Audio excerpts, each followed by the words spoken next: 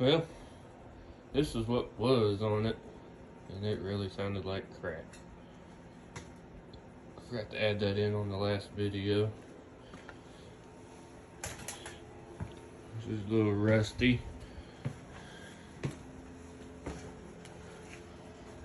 Shout out Salvage Garage.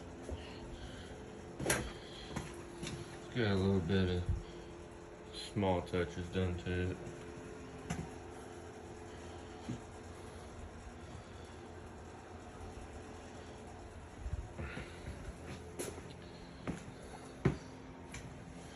Blacked out windows.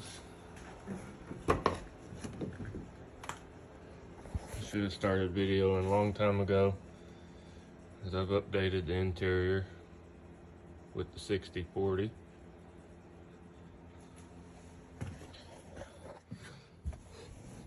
It's gonna have power inverter in it. It's also got sub. Turn it into the daily work truck. Shout out to Insane Design for their nice stickers that they got.